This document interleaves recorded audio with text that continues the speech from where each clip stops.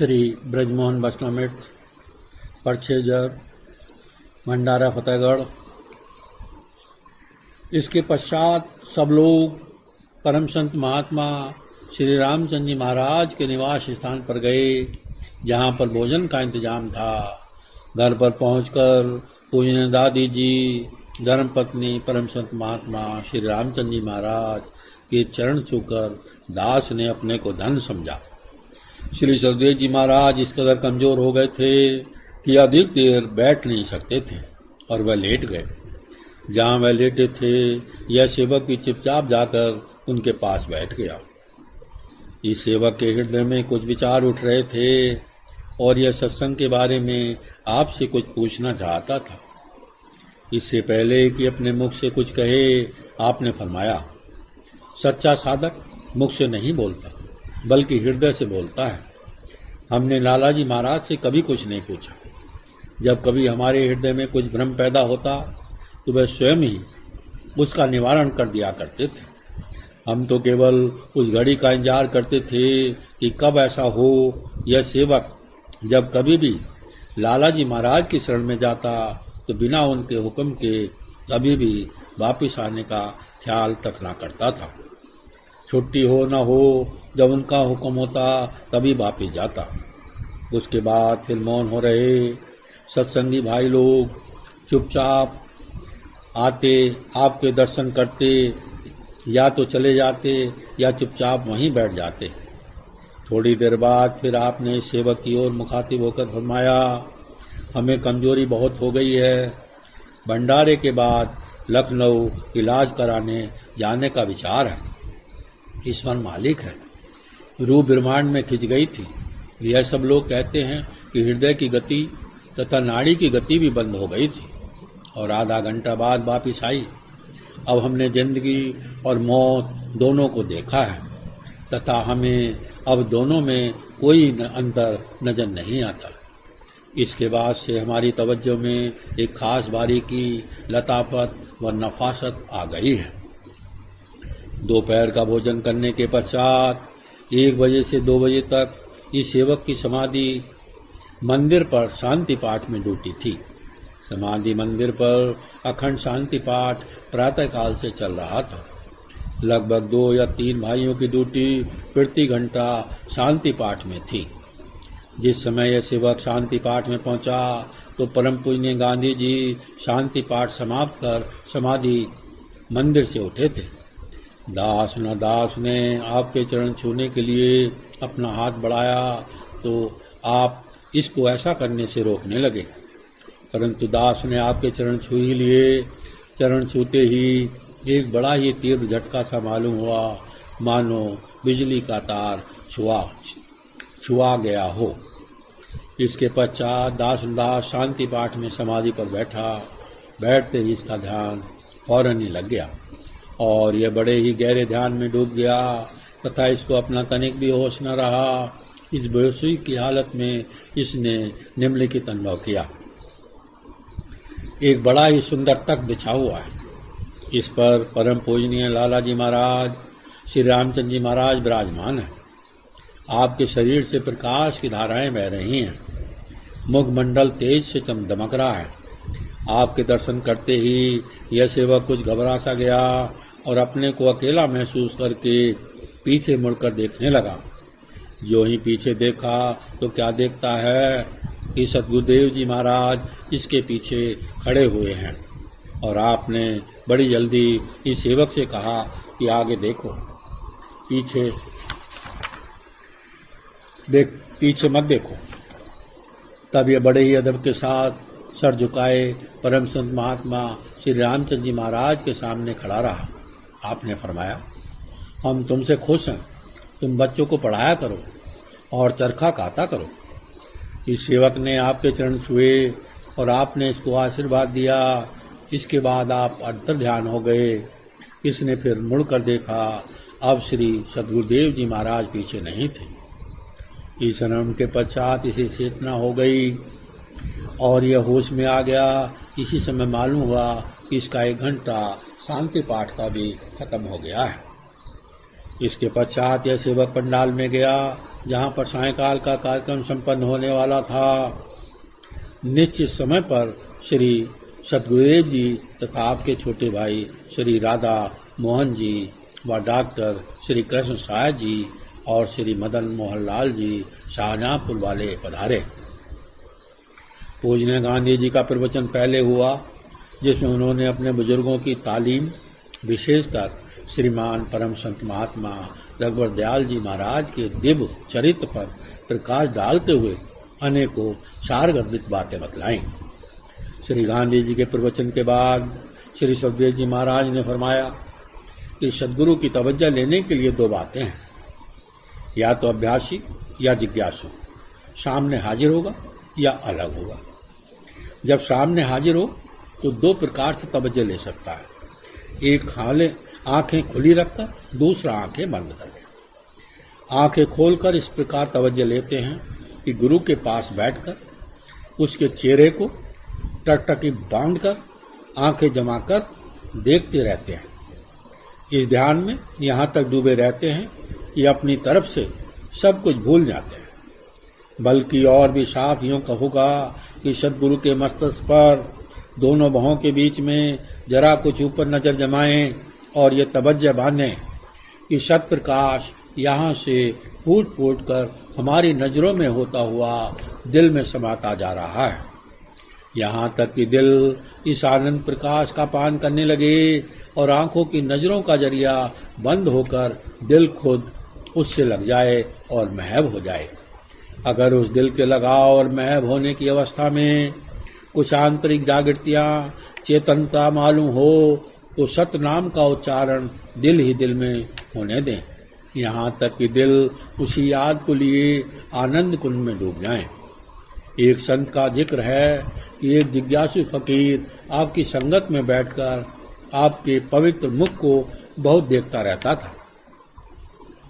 एक दिन आपने उससे यह फरमाया कि एक शख्स मेरे सद्गुरुदेव की तरफ इसी तरह टकटकी लगाकर खामोशी से बहुत देखता है, और जहां उसकी नज़र खुद उड़ जाती थी तो उसकी निगाह नीचे हो जाती थी, यानी अदब और हया की वजह से आंख से आंख नहीं मिलाता था।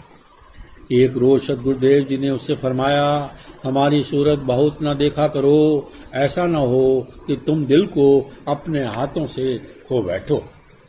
दूसरा तरीका आंखें बंद करके तवज्जो व फैज लेने का यह है कि जिस तरह आंखें खोलकर अभ्यास किया जाता है, ठीक उसी प्रकार अंतःकरण में सद्गुरु की मनोहर मूर्ति को बड़े अदब और लिहाज से ध्यान में लाकर अपनी तवज्जो को उस पर इस तरह से ले जाए जैसे कि कोई निराश खाली होकर किसी बड़े हाकिम या बादशाह के सामने उसके आश्रय हाजिर होता है।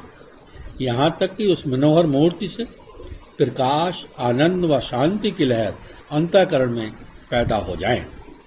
जब दिल लगने लगे और सुकून व शांति दौड़ने लगे कि फौरन दिल में सतनाम के उच्चारण को इस तरह शामिल कर ले कि वह याद दिल से भरती रहे और दिल में हाव हो जाए। इस अभ्यास में जबकि सूरत शब्द अभ्यास दिल या हृदय में शुरू हो जाता है, बीच बीच में गुरु की याद कर करके जिला देता रहे।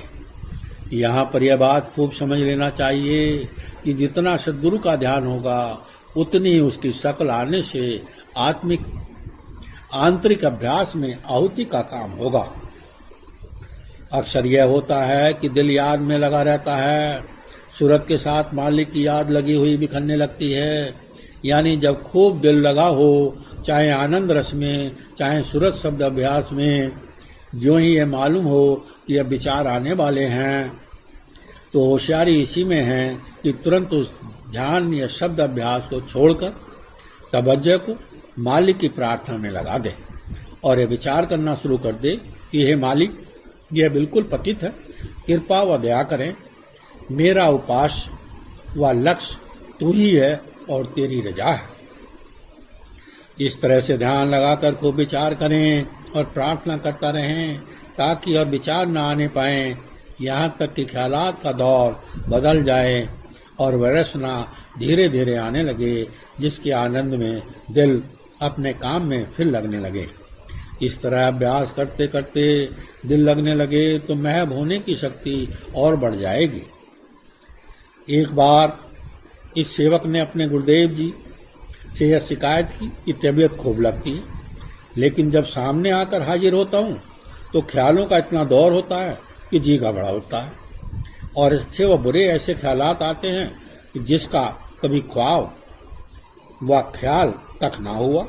आपने फरमाया, घबराने की कोई बात नहीं, तुम्हारे अंदर शौक और हिम्मत की कमी मालूम नहीं होती। वजह यह है कि जब तवज्जो की धार तुम्हारे दिल पर पड़ती है तो बीच में जो इधर उधर के संस्कार दिमाग में आकर रुक जाते हैं वह दिल के पर्दे पर खेलने लगते हैं और उनके पैर उखड़ जाते हैं और सफाई हो जाती है। मिसाल से ये समझना चाहिए, जैसे सिनेमा में फिल्म दिखलाई जाती है तो दरअसल पर्दे पर एक्टर्स नहीं होते, पर्दा साफ होता है। इधर फिल्मों की तस्वीरें होती हैं। जब रोशनी फिल्मों पर होती हुई पर्दे पर जाती है तो जो कुछ फिल्मों में होता है वह सब पर्दे पर जाकर उसी रोशनी से जाहिर होकर खुल जाता है। इसी तरह जब दिल पर तवज्जो जाती है तो दिमाग में संस्कारों की फिल्मों पर होकर जाती है। दिल पर तवज्जो का असर फिर कहा जरूर होता है, लेकिन चूंकि संस्कार खेलने लगते हैं तो तबीयत को धोखा होता है। असल में वह ख्यालात व विचार वास्तव में कुछ नहीं होते। यह तवज्जो देने का वह तरीका है जिसमें संस्कार साफ हो जाते हैं। जब तवज्जो के लेने देने की यह सूरत होती है तो अभ्यासी को अनुभव होता है कि ख्यालात आते जाते रहें, लेकिन साधारण तौर पर उनकी तफसील याद नहीं रहती, बल्कि बात को एक नशा या रसना कुछ देर तक सन्नाटा लाती रहती है, जिससे यह पता लगता है कि ध्यान तो दिल में लगा था, लेकिन उस ध्यान के प्रकाश में कुछ सिनेमा खिल जाता है और खत्म हो जाता है। हाँ, जो विचार पुरजोर होकर रुक जाते हैं उनकी फिक्र करनी चाहिए और प्रकृति का पता लगता रहता है, जिसके लिहाज से कुछ कर्म धर्म व दूसरी जरूरी बातें करी कराई जाती हैं, जिससे असल अभ्यास में सफाई और मजबूती आने में मदद मिल जाती है। इस प्रकार की मानसिक सफाई पाने के लिए अभ्यासी को चंद ऐसी शर्तों पर चलने की बड़ी आवश्यकता पड़ती है, अधिकता से नहीं तो समत के साथ, और यह भी नहीं तो कभी कमी बेशी के साथ बजा लाना चाहिए। शर्त यह है कि पहले अपने ईश्वर के बीच जो पर्दा है और रोक है उसको दूर करने का संकल्प करना चाहिए, क्योंकि जानते और मानते हुए इसलिए ईश्वर के से वंचित रहता है कि बहुत से वहमी और ख्याली आदि पर्दे बीच में रुकावट डालते हैं। इन पर्दों की गिनती नहीं, इसलिए 3-4 बातों पर ध्यान दिया जाए तो काम बन जाए और ढेर पीरा हो जाए। पहला है वित्तेषणा, धन दौलत की फिक्र। दूसरी है लोकेषणा, दुनिया में इज्जत बड़ाई और यश आदि चाहना।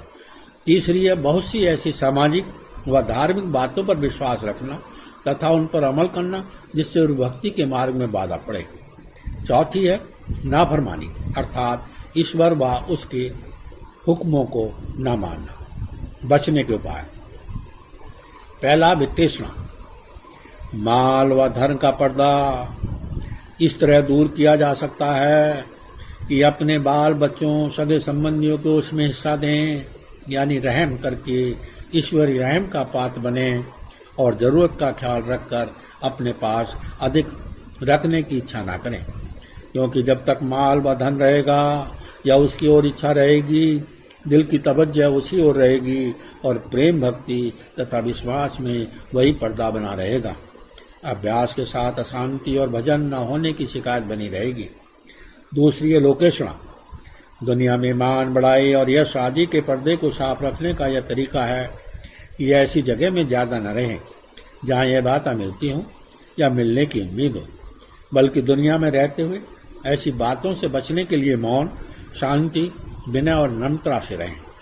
दूसरे की प्रतिष्ठा, बड़ाई और मान को अधिक समझें और ऐसा भी हो सकता है कि आवश्यकता और समय के अनुसार ऐसे काम करें जिससे लोगों को नफरत हो जाए। तीसरी बात से बचने का ढंग यह है कि धार्मिक भेदभाव और हठधर्मी छोड़ दे तथा दिल से उस सर्वेश्वर को माने और उसके सिवा जो चीज उसके बीच में या बराबर होती हो उसे दूर कर दें। सबसे बढ़कर आदमी का ईश्वर उसका अपना अहंकारी मन है, उसको साफ करें। अगर ऐसा किया जाएगा तो अभ्यास करने से जिस चीज पर उसका विश्वास जमा है उसकी सच्चाई खुल जाएगी, और यह बात साधन में जरा मेहनत और शक्ति बर्दाश्त करने से प्राप्त हो जाती है। अतः यदि उस पर ताशुक व हठधर्मी का जोर होगा और मन में सिवाय उस मनमतेपन पर विश्वास और समर्थन के और बात की गुंजाइश नहीं होगी तो वह इसी में फंसा रहेगा और यह मन का तीसरा पर्दा बना रहेगा। चौथा है नाफरमानी का पर्दा दूर करने की तदबीर यह है कि परमात्मा को सर्वव्यापक समझकर सच्चे दिल से अपने बुरे कामों व पापों और ईश्वर की आज्ञा के विरुद्ध अपने कामों पर पश्चाताप करे, सच्चे दिल से क्षमा मांगे तथा यह दृढ़ प्रतिज्ञा करे कि ऐसा फिर ना करूंगा।